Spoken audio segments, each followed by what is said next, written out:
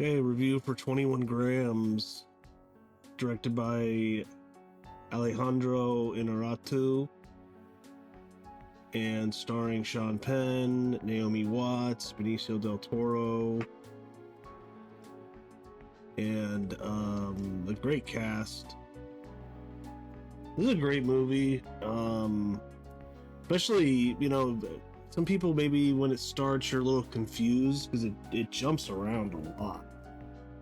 But I'd say like somewhere in the middle or maybe after the first act, it all starts to connect really well. And I just enjoy the movie. I mean, it's a very dark movie. Some people will not enjoy it because of the subject matter. And I can understand that. But if you haven't seen it, check it out. Inarritu, good director. I haven't seen all of his stuff, but I liked Birdman. I like The Revenant. I like this. The origin refers to the debunked 21 grams experiment, 1907, claiming the soul weighs 21 grams at death. It's a metaphor for life's fragility. Perfect hook. Yeah, what if your soul weighed exactly 21 grams? This movie makes you feel every ounce of loss. Yeah. I mean, a bunch of different characters. Sean Penn is terminally ill. He needs a new heart. And Naomi Watts kind of has like the perfect life with her husband, Danny Houston, and her two little girls. Benicio del Toro is an ex-con who's now a born-again Christian. And he's trying to get his life together with his wife, and they have two kids. And one day, and then he's given this truck, and he won it in a raffle from his church. So he's kind of saying, Jesus gave me this truck. And one day and this happens. This is like when the movie connects, really. It's like at the end of the first act, I'd say. So spoilers. It's a very dark movie. Naomi Watts loses her husband and her two little girls. They're hit by Benicio del Toro in his truck. And he goes home. They're having like a party for his birthday. They get everyone out of there. His wife... I forget her name, but she's a good actress. She's a redhead, and she was in The Wire. She starts cleaning up the truck. She's like, no one saw you do this. You don't have to go, to jail. He's like, no, I have to, because, he's a Christian, and so is she supposedly, but she just doesn't want him to do anything. He ends up turning himself in. It was a hit and run. And Danny Houston dies. He gives up his heart to a heart transplant, who then goes into Sean Penn. Sean Penn is also trying to get, his girlfriend is English chick. She's trying to get pregnant. She's doing IDF. She was gonna do it even though he was gonna die because she wanted to have his baby. Basically, after he gets his new heart transplant, he basically dumps her. She's like messed up, but like he says, like they're both messed up people, because she's like, well, I came back to you when you were sick. And he's like, yeah, you probably just did it because you were lonely. And it's a messed up scene, but I just like how the movie it just jumps around so much, but it does it so with ease. I feel one of the best movies that does that. And wonder if Christopher Nolan's a fan of this movie. I think he's friends with Inarritu, because some of this kind of reminds me of like Memento, or Pulp Fiction does that too, Tarantino, but more Memento. I mean, Pulp Fiction's dark, but this reminds me more of like a Christopher Nolan movie. But yeah, he gets Danny Houston's heart, and then Sean Penn starts investigating who gave him the heart. They won't tell him. He hires a private investigator. He finds out. He gets obsessed with Naomi Watts, and then he kind of wiggles his way into her life.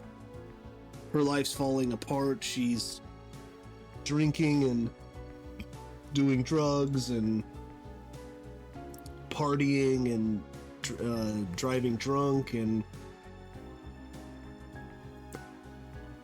they start hooking up.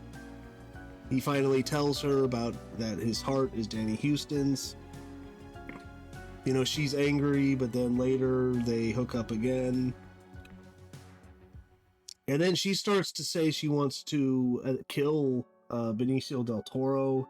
Because, I mean, the movie doesn't say how long the time is. I figure it's like he's in jail for like a year or two. Which, you know, I'm not sure what the punishment would be. But he wasn't drunk. It was a hit and run.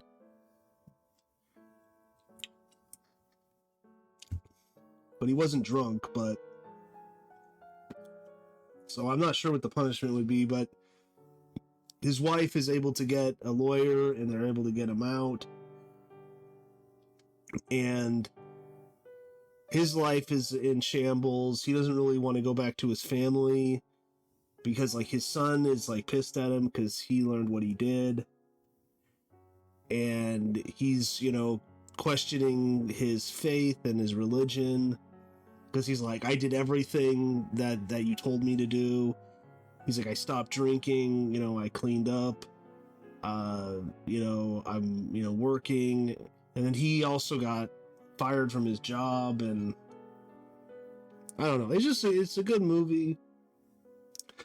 I've watched it a couple times. I really like it. I'd say probably The Revenant's my favorite of Inarritu, because that movie's just brutal. It's somewhat based on a true story, but you know, we don't really know how much is, but it's based at least on a tale that this happened to the guy, but yeah, if you haven't seen it, check it out. And then they start, Naomi Watts and Sean Penn want to kill the Benicio del Toro. He's living in this rundown motel, and they go out there to kill him.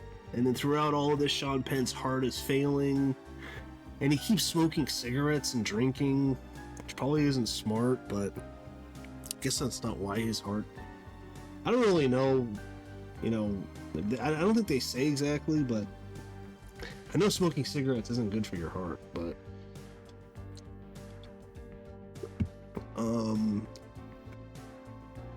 yeah, cinematography by Rodrigo Prieto, handheld, grit. Yeah, it's kind of bleached, desaturated, blues and grays, feels intimate and nauseatingly real. Color shifts per storyline. Editing by Stephen Morone. Soundtrack by Gustavo Santaolalla. Probably butchering that, but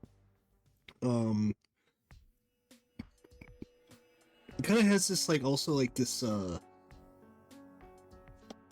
this underlying music that's kind of like seems like French, but it fits though. It's good. The tone is bleak, brooding, but glimmers of hope and human connection. Not for casual viewers. Yeah. It's very sad what happens, you know, to Naomi Watts and her, you know, her kids and her husband, and so. But yeah, I really like the movie. I'd highly recommend it, especially if you're a fan of the director or a fan of the actors. You know, I really like Benicio del Toro. I'll watch almost anything he's in.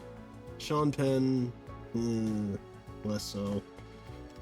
I don't know.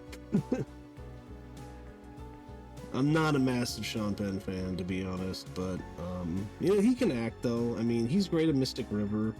that's another messed up movie. But yeah, I guess that's about it though. I just highly recommend it. 21 grams, came out 2003, so has 80% on Rotten Tomatoes. Its budget was 20 million. It grossed over 60 million worldwide, so it's a success. But yeah, I'll see you next time.